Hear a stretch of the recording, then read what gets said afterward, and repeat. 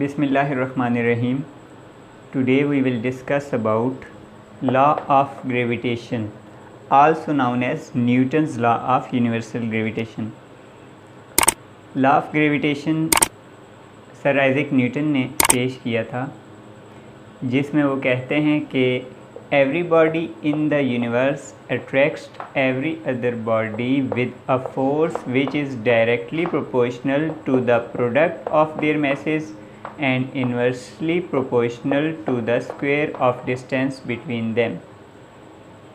यानी हमारी यूनिवर्स में जितनी भी बॉडीज़ हैं, हर बॉडी दूसरी बॉडी को अपनी तरफ एक फ़ोर्स के साथ अट्रैक्ट कर रही है, and that force is known as gravitational force. तो ये फोर्स जो है, जो दो बॉडीज़ को एक दूसरे की तरफ अट्रैक्ट कर रही है, तो इस फोर्स का जो मैग्नीट्यूड है is directly proportional to the product of their masses. यानी इस फोर्स का जो मैग्नीट्यूड है वो दोनों बॉडीज़ के जो मैसेज हैं उनके प्रोडक्ट के डायरेक्टली प्रोपोर्शनल है, and inversely proportional to the square of distance between them. और इन दोनों बॉडीज़ के दरमियान जो डिस्टेंस है, ये फोर्स उसके इन्वर्सली प्रोपोर्शनल है। डायरेक्ट प्रोपोर्शन का क्या मतलब होता है कि एक चीज़ अगर इंक्रीज़ हो रही है तो दूसरी भी इंक्रीज़ हो रही है, और अगर एक चीज़ डिक्रीज़ हो रही है तो दूसरी चीज़ भी हमारे पास ऑटोमेटिकली डिक्रीज़ हो रही है। जबकि इन्वर्स प्रोपोर्शन का मतलब क्या है कि अगर एक चीज़ आप बढ़ा रहे हैं तो दूसरी चीज़ कम हो रही है, या एक चीज़ को आप कम कर रहे हैं तो दूसरी चीज़ बढ़ रही है। This is the statement of Newton's universal law of gravitation.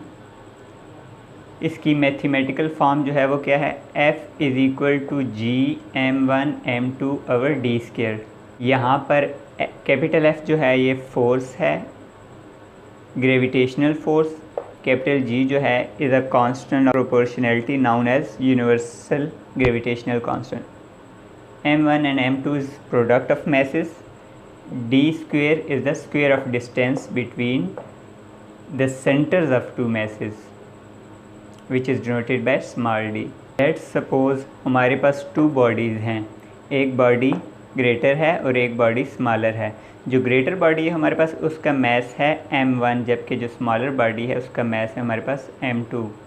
तो ये दोनों बॉडीज़ एक दूसरे को फोर्स ऑफ अट्रैक्शन के साथ अट्रैक्ट कर रही है।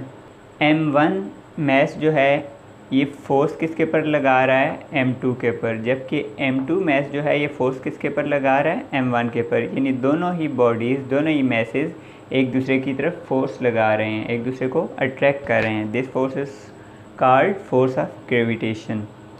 तो ये जो फोर्स ऑफ ग्रेविटेशन होती है ये डायरेक्टली प्रोपोर्शनल टू होती है प्रोडक्ट ऑफ देयर मैसेज। यानी इन दोनों मैसेज का जो प्रोडक्ट होगा ये फोर्स उसके डायरेक्टली प्रोपोर्शनल होगी, जबकि इन दोनों मैसेज के दरमियान का ये जो डिस्टेंस है इसके ये ग्रेविटेशनल फोर्स क्या होगी, इन्वर्सली प्रोपोर्शनल होगी।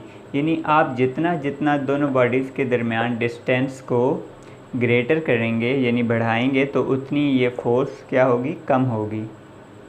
जितना ही आप इस डिस्टेंस को दोनों मैसेज के दरमियान कम करेंगे, शॉर्टर करेंगे, उतनी ग्रेविटेशनल फोर्स की वैल्यू क्या होगी, ग्रेटर होगी।